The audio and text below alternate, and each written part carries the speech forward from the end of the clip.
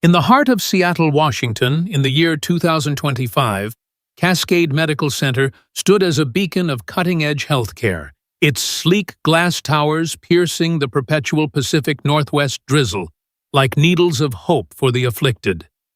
Nestled within its ultra-luxury wing, reserved exclusively for the wealthiest patrons who could afford privacy and opulence amid their ailments, lay the suite of Nathan Caldwell, a tech billionaire whose empire in artificial intelligence had revolutionized industries from autonomous vehicles to personalized medicine.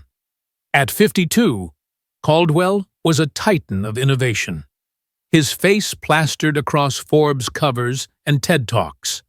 But now he languished in a room that resembled a high-end penthouse, more than a hospital ward, mahogany-paneled walls, hiding state-of-the-art monitors, ambient lighting, casting a soft glow over Egyptian cotton sheets, and a panoramic view of Puget Sound that did little to ease his growing despair. Admitted 3 weeks prior with complaints of unexplained fatigue, intermittent tremors, and a subtle bluish discoloration creeping across his skin. Caldwell's condition had baffled a team of 15 elite specialists flown in from across the nation, led by the renowned Dr. Lawrence Bennett, a Yale-educated neurologist with a reputation for cracking impossible cases. Dr. Bennett, with his impeccably tailored white coat and a voice that commanded rooms like a symphony conductor, paced the suite's antechamber, his silver hair catching the light as he addressed his colleagues. "Gentlemen and ladies, we've ruled out the obvious autoimmune disorders, viral encephalopathies, even the rarest genetic anomalies via whole genome sequencing. His vitals are stable, yet the progression is insidious. The tremors are worsening, and that skin hue suggests something metabolic, but our panels come back inconclusive." The doctors nodded gravely, scribbling notes on tablets, their minds racing through differentials like mitochondrial dysfunction or exotic tropical diseases, though Caldwell hadn't traveled abroad in months. Unseen in the shadows of this high-stakes drama was Maria Alvarez, a 40-year-old night shift janitor who glided through the corridors like a ghost, her mop and bucket, her constant companions in a world that overlooked her existence. Maria, with her dark hair tied back in a practical ponytail and her uniform faded from countless washes, was a single mother to 2 teenagers, Sophia and Miguel, scraping by in a modest apartment in the Rainier Valley neighborhood after her husband's sudden death in a construction accident 5 years ago had shattered her dreams. Back then, she'd been on the cusp of greatness, a biochemistry major at the University of Washington, top of her class with a full scholarship, delving into the intricacies of molecular interactions and toxicological pathways under professors who predicted she'd change the field. But life had other plans.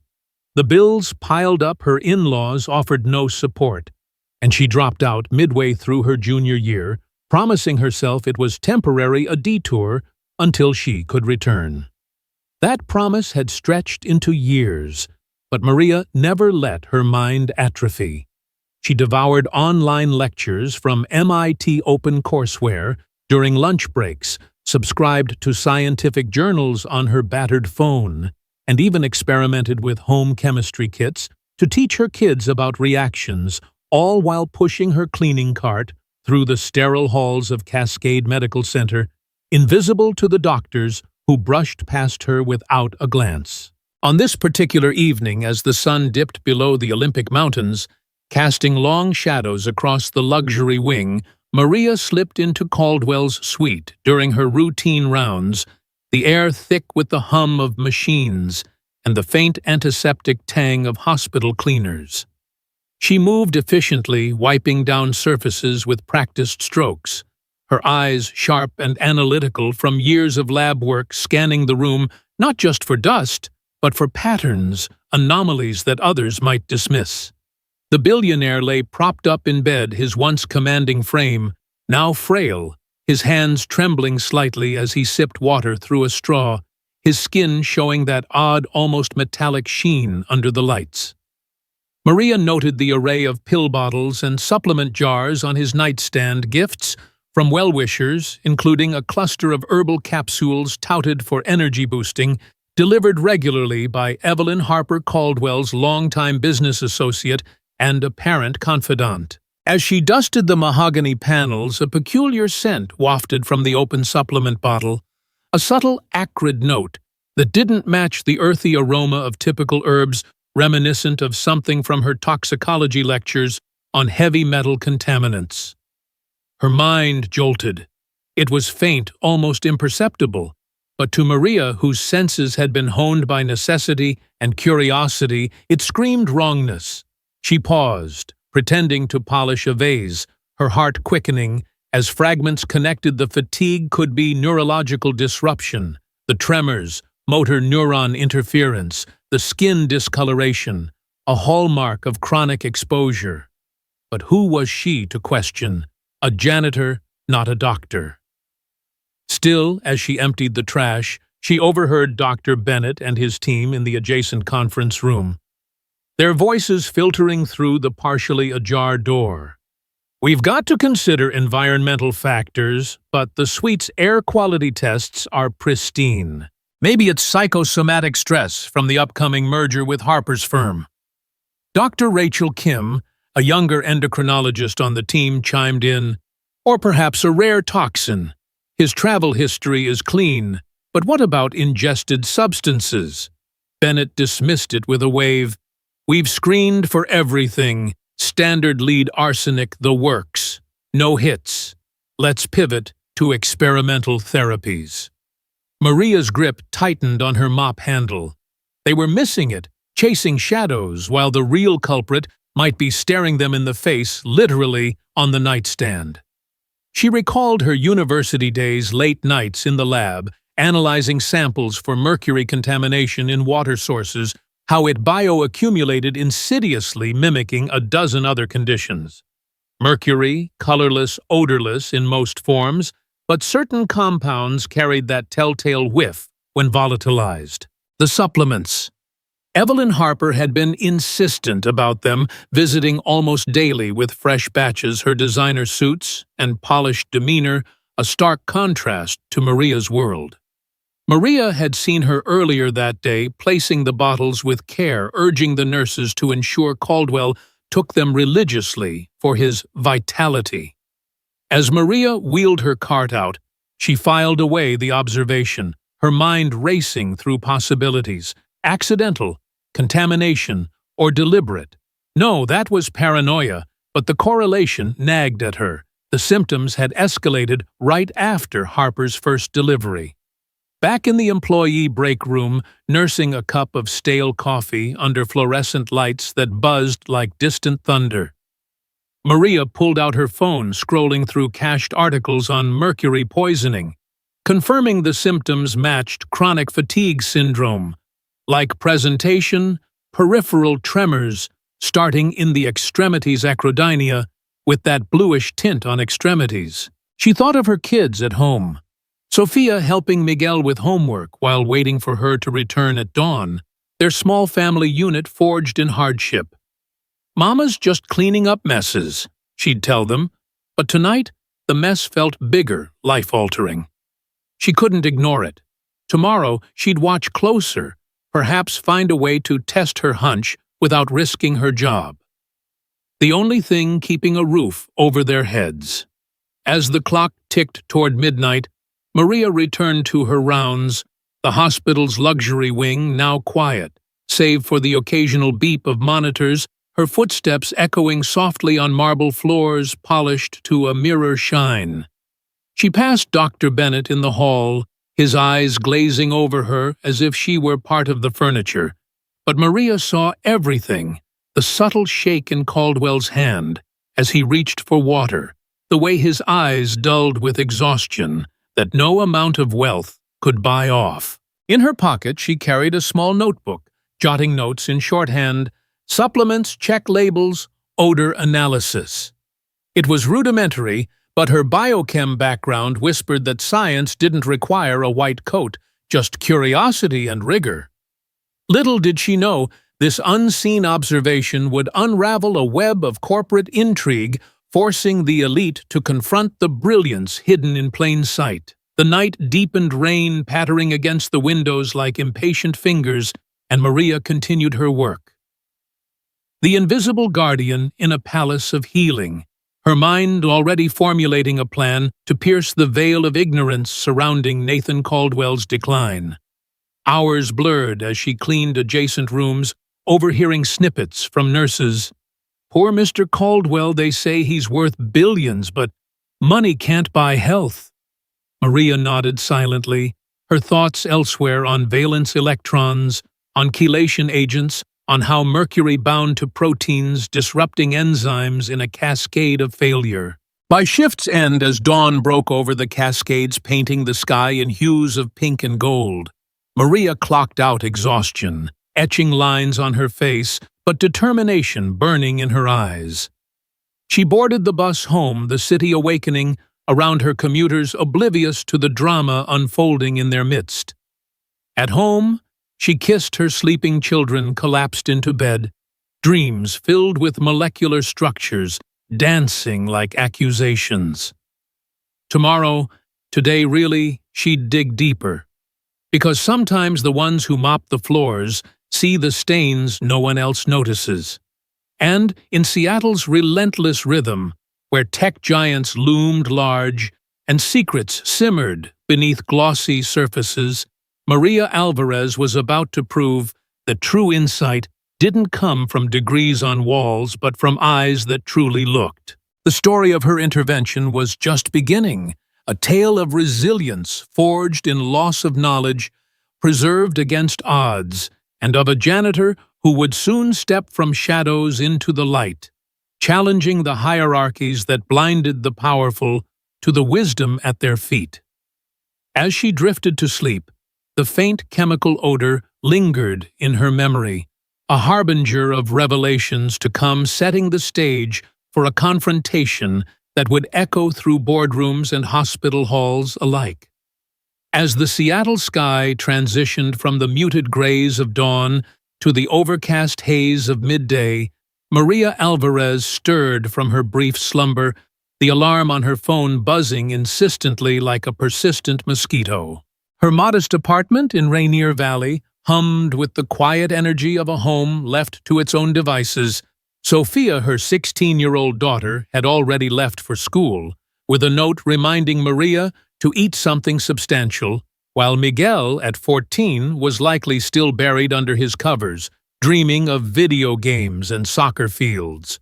Maria rubbed her eyes, the faint chemical odor from last night's observations lingering in her mind, like an unsolved equation pulling her back to the enigma of Nathan Caldwell's decline. She brewed a pot of strong coffee, the kind that could fuel a rocket, and sat at the scarred kitchen table, her notebook open to the scribbled notes from her shift. Supplements herbal delivered by E. Harper. Acrid scent possible. Hg contamination. Mercury poisoning, she mused, recalling her biochemistry lectures at UW with crystal clarity.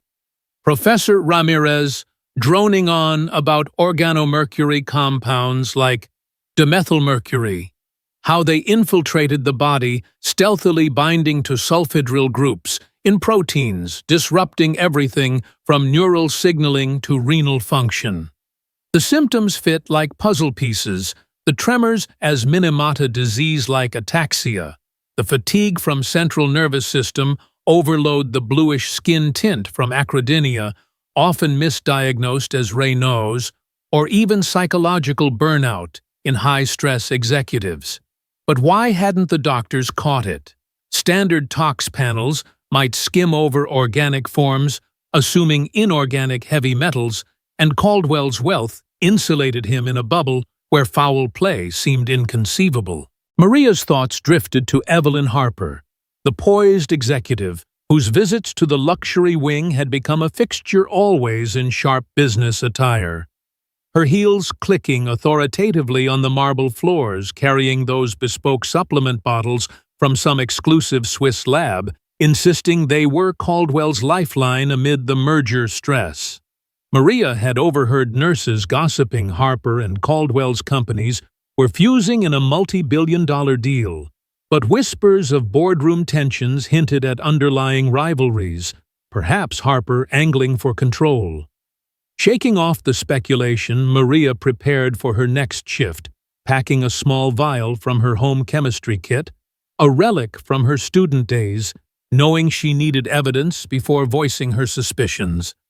The bus ride back to Cascade Medical Center was a blur of rainy streets and tech billboards touting AI miracles, ironic given Caldwell's empire built on such promises now failing to save him. Clocking in early, Maria donned her uniform, the fabric a second skin of invisibility, and maneuvered her cart through the bustling corridors, eyes peeled for patterns in the shadows. The luxury wing buzzed with subdued activity doctors in huddles, nurses charting vitals. And as she approached Caldwell's suite, she spotted Evelyn Harper exiting, her expression a mask of concern that didn't quite reach her eyes. "Make sure he takes those supplements," Harper instructed a passing nurse, her voice clipped and commanding before vanishing down the elevator. Maria slipped inside during a lull, the room's opulence stark against Caldwell's pallor. He dozed fitfully, his hands twitching involuntarily, the supplement bottle open on the tray table emitting that same acrid whiff, stronger now in the confined space. Pretending to sanitize the surfaces, Maria's heart pounded as she eyed the capsule's gelatin shells with a faint iridescent sheen, unusual for standard herbs. With a quick glance at the door, she palmed a single capsule, slipping it into her pocket alongside the vial, her mind racing through the ethics. This was theft, technically, but if it saved a life.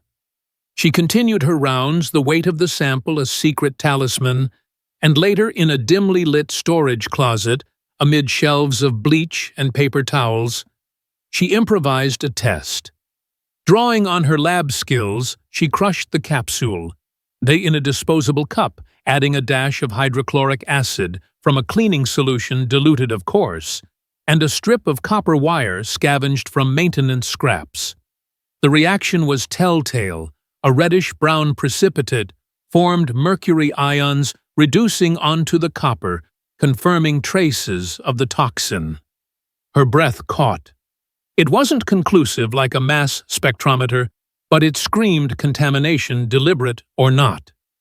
Emboldened yet terrified, Maria sought out Dr. Rachel Kim during a quiet moment in the staff lounge, the young endocrinologist sipping tea while reviewing charts, her dark hair pulled into a neat bun, exuding the fresh idealism of someone not yet jaded by the system. "Excuse me, Dr. Kim," Maria began, her voice steady, despite the knot in her stomach. "About Mr. Caldwell, I noticed something with his supplements. The symptoms look like mercury poisoning, and I think—" Dr. Kim's eyes widened in surprise, then narrowed in polite dismissal. "Maria, right?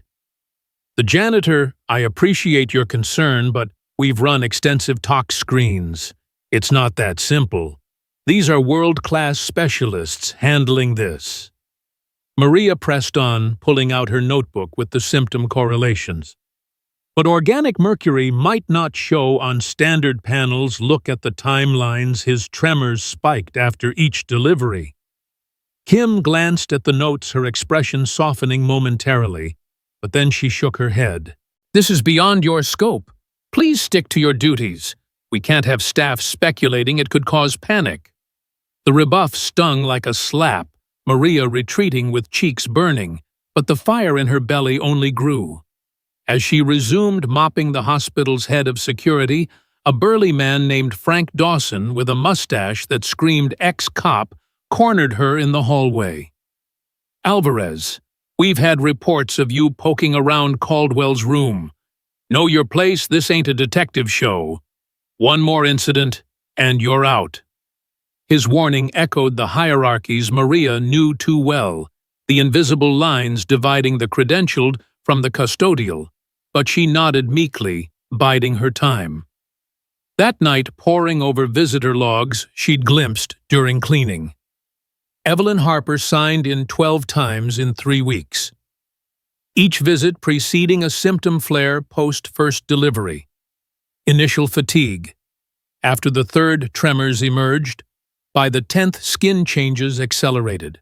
It wasn't coincidence, it reeked of intent. Perhaps Harper sabotaging the merger to seize control, using the supplements as a Trojan horse for slow-drip poison. Maria's mind whirled with corporate espionage tales from podcasts she'd listened to on commutes. Rivals using toxins to sideline CEOs' Mercury ideal for its subtlety. She needed more proof, a timeline chart.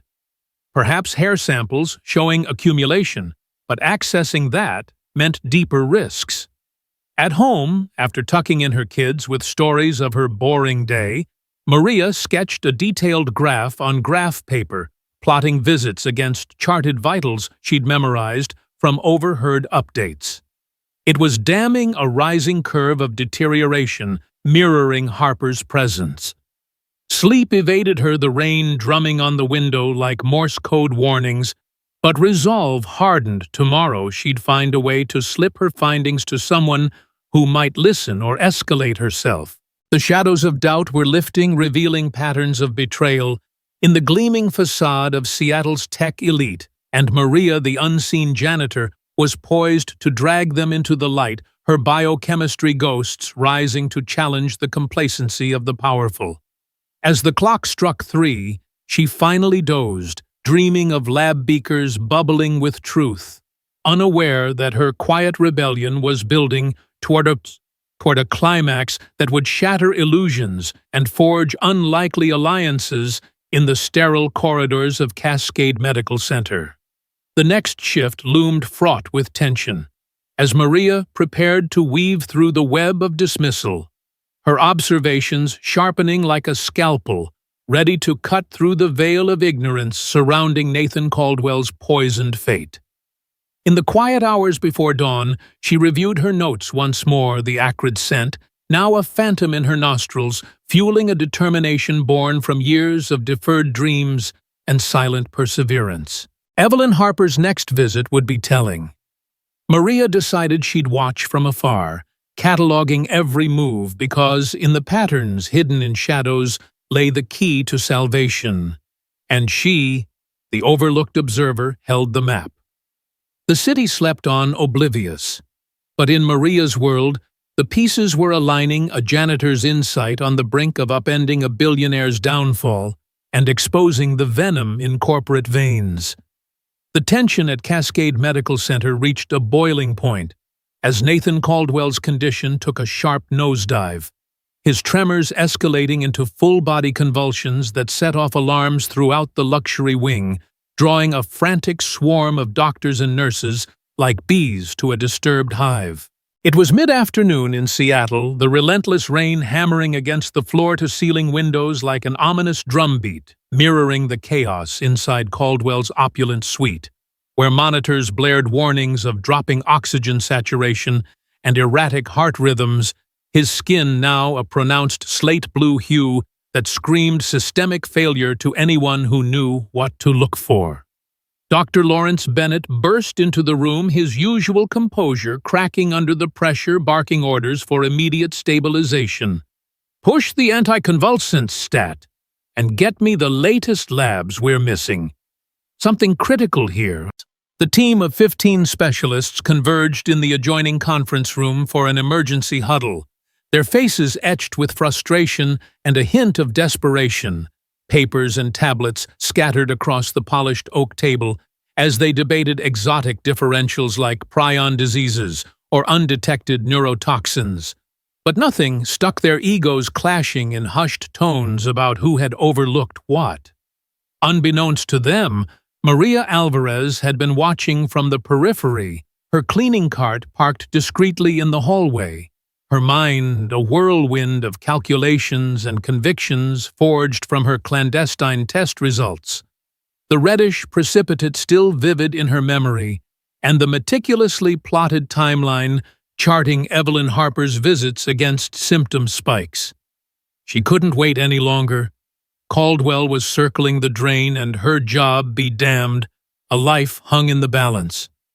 With trembling hands, she slipped into Dr. Bennett's temporary office during the commotion, placing her folded notes, complete with the improvised test photo, the graph, and a concise explanation citing biochemical pathways of mercury neurotoxicity, directly onto his clipboard, her heart pounding like a jackhammer as she retreated before anyone noticed. Back in the shadows, she waited, wiping down a nearby railing with feigned nonchalance, ears straining to catch the meeting's drift through the cracked door. Inside, Dr. Bennett rifled through his papers, his eyes landing on the anonymous insertion, his brow furrowing as he read aloud, "Mercury poisoning via contaminated supplements. Timeline correlates with deliveries. Organic forms evading standard screens." Scoffs rippled through the room. "Some prank," one specialist muttered, but Dr. Rachel Kim leaned forward, her curiosity piqued from Maria's earlier approach. "Wait, this matches what that janitor mentioned yesterday. Let's not dismiss it outright. We've got nothing else." Bennett hesitated, his pride warring with pragmatism, then nodded curtly. "Fine, run a targeted assay for methyl mercury in blood and urine and test those damn supplements while we're at it." As the orders flew, Maria's pulse raced. She'd planted the seed, but would it sprout in time? The lab techs rushed samples to the toxicology wing, and within the hour, results pinged back. Elevated mercury levels concentrated in the herbal capsules far beyond accidental traces. The room fell silent, then erupted in a flurry of recalibrations. "How the hell did we miss this?" Bennett thundered, his face reddening as the implications sank in. Their broad-spectrum tests had indeed glossed over the organic variant, assuming inorganic exposures. Emboldened by the confirmation echoing her hypothesis, Maria couldn't stay hidden. She knocked firmly on the conference door and stepped inside, 20 eyes swiveling toward her in stunned disbelief, her uniform a stark contrast to their white coats. "It was me who left the note," she declared, voice steady, despite the adrenaline surge. "I'm Maria Alvarez, and I've been observing the patterns, the acrid smell from the supplements, the symptom progression straight out of biochem tox profiles. It's mercury delivered through those capsules by Evelyn Harper." Gasps and murmurs filled the air. Bennett's expression twisted from irritation to incredulity. "You're the janitor. How dare you interrupt security?" But Dr. Kim interjected, holding up the lab report. "She's right. Lawrence, the tests confirm it. Let's hear her out. We owe it to the patient." Maria pressed on, unfolding her notebook to display the timeline. "See here, each visit from Ms. Harper precedes a worsening fatigue after the first batch tremors, by the third discoloration ramping up. I tested a sample myself with a copper reduction method basic, but it showed positive." The specialists exchanged glances, some nodding reluctantly as the logic clicked. One toxicologist, Dr. Elias Torres, peered at her notes. "That's a solid field test. Where'd you learn that?" "University of Washington Biochem program," Maria replied, chin lifted. "Before life got in the way. Mercury binds to cysteine residues, disrupting enzymes. Classic Minamata presentation, but slow drip via ingestion." The room's energy shifted, skepticism cracking under the weight of evidence, Bennett finally conceding, with a gruff, "All right, initiate chelation therapy immediately. EDTA protocol, monitor kidneys closely." As nurses scrambled to administer the antidote binding the mercury for excretion, security was called not for Maria, but to review footage. Frank Dawson, the head guard, pulled up cameras on a laptop, fast-forwarding through Harper's visits. There, she was alone in the room during a nurse break, subtly uncapping a supplement bottle and sprinkling something from a vial in her pocket. Her movements deliberate, calculated. "Corporate sabotage," Dawson muttered. "She's been gunning for control of the merger. FBI's gonna love this." Calls were placed agents en route, and Evelyn Harper was detained in the lobby. As she arrived for her routine visit, her polished facade crumbling under interrogation, hints of jealousy and greed spilling out. Meanwhile, Caldwell's monitors began to stabilize, the tremors easing as the chelator worked its magic, his color improving incrementally, the first glimmers of recovery piercing the gloom. In the aftermath, as the team debriefed, eyes turned to Maria with newfound respect. Dr. Kim approached her first. "You saved us, really. We were blind to the obvious." Bennett, swallowing his ego, extended a hand. "Your insight was invaluable. The hospital administration will hear about this." Whispers spread like wildfire through the corridors. The janitor cracked the case. And by evening, media vans clustered outside, reporters sniffing for the story of the billionaire's brush with death and the unlikely hero. Maria, thrust into the spotlight, fielded calls from HR offering an immediate consultancy gig in toxicology support, her expertise no longer invisible but a beacon. As she clocked out, exhaustion mingled with triumph. The rain, now a cleansing rinse on her walk to the bus. Her phone buzzing with texts from her kids. "Mom, you're on the news?" The turning point had arrived, hierarchies bending under the force of truth. Maria Alvarez emerging from the shadows not just as a savior, but as a symbol of untapped potential. Her journey from mop to microscope just beginning in the Emerald City's underbelly of innovation and intrigue. Caldwell, rousing briefly from sedation, murmured thanks through the haze, his empire's fate altered by a woman who'd cleaned his floors, proving that brilliance often hides in the humblest roles, waiting for the moment to shatter complacency and rewrite destinies. The FBI agents arrived like shadows in suits, questioning Maria with deference she'd never known, her statement a linchpin in the unfolding case against Harper, whose motives unraveled as a plot to weaken Caldwell enough to force a buyout mercury sourced from black market channels disguised as herbal enhancers.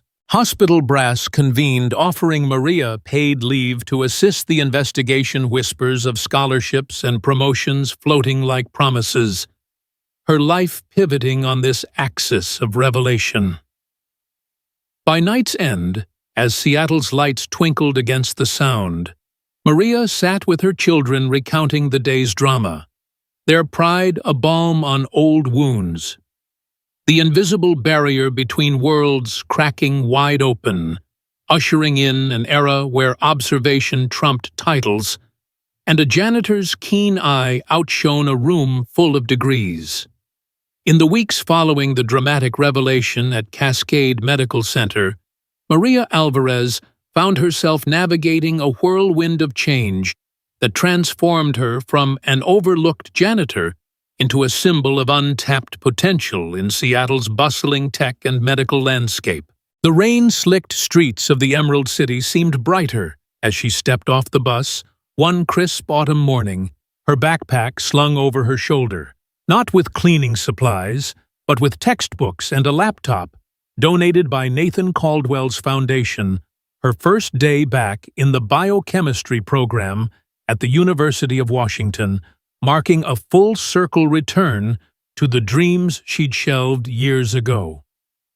Funded by a generous scholarship, established in her honor, the Caldwell-Alvarez Initiative for Non-Traditional Scholars, Maria balanced her studies with a newly created role as a toxicology consultant at the hospital, where her unique perspective was now sought after in perplexing cases. Her former uniform traded for business casual attire that still felt foreign against her skin. The foundation, launched publicly by Caldwell during a press conference, streamed live from his downtown offices, aimed to support individuals like Maria, whose educations had been derailed by life's hardships, offering stipends, childcare assistance, and mentorship programs to bridge the gap between potential and opportunity. Maria Alvarez didn't just save my life, Caldwell declared to the flashing cameras, his voice steady despite the lingering effects of his ordeal. She reminded us that brilliance doesn't wear a name tag or a degree. It's in the quiet observers, the ones society often ignores. This foundation is my way of paying it forward, ensuring no more talents slip through the cracks. The announcement made headlines across outlets like the Seattle Times and CNN, painting Maria as the underdog hero who outsmarted a team of elites, her story inspiring viral threads on social media, where people shared their own tales of hidden expertise in menial jobs. Back at home in Rainier Valley, Maria's children adapted to the new rhythm with wide-eyed enthusiasm. Sophia, now helping with college applications of her own, beamed as she helped Maria study flashcards on enzyme kinetics, while Miguel boasted to his friends about his mom's detective skills that caught a corporate villain. Evelyn Harper's arrest had unraveled a web of deceit, federal charges of attempted murder and fraud, stemming from her plot to poison Caldwell with mercury-laced supplements sourced from shady overseas suppliers, all to sabotage the merger and install herself as CEO, her confession spilling out under pressure from FBI interrogators who credited Maria's timeline as pivotal evidence. The trial loomed on the horizon, but Maria focused on the present, her consultancy work involving weekly rounds at the hospital where Dr. Rachel Kim had become a close ally, collaborating on cases like a factory worker's mysterious neuropathy traced to industrial solvents, Maria's janitorial honed eye spotting environmental clues in patient histories that lab tests alone missed. Dr. Lawrence Bennett, his ego tempered by the experience, even sought her input during grand rounds. His nods of approval, a far cry from the dismissals of before, acknowledging in a hospital newsletter that diverse viewpoints strengthen our diagnostic arsenal. As months turned to seasons, Maria mentored a growing circle of overlooked workers, fellow janitors, cafeteria staff, even security guards like Frank Dawson, who confided in her about their stalled aspirations, her encouragement simple yet profound. Keep learning in the shadows. Knowledge is your light switch.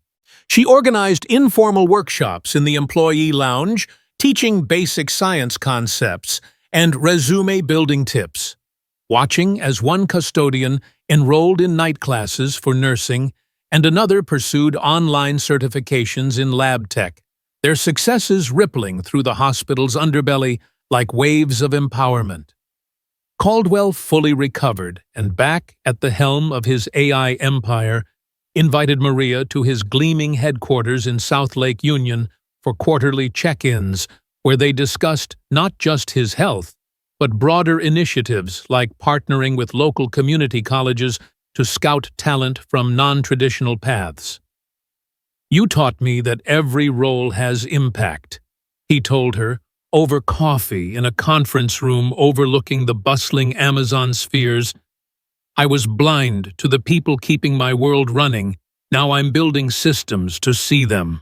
Maria's reflection on her journey deepened during quiet evenings, journaling about how her years mopping floors had sharpened her observational skills, training her to notice the subtle dust patterns revealing airflow issues, chemical residues hinting at hazards, skills that now informed her toxicological analyses, proving that adversity wasn't a barrier, but a forge for unique strengths. By her second year in the program, Maria had co-authored a paper on field testing methods for heavy metals presented at a national conference in Chicago, her name tag reading, "Maria Alvarez Toxicology Consultant," drawing applause from peers who marveled at her unconventional path. The lesson woven through her story became a beacon for others.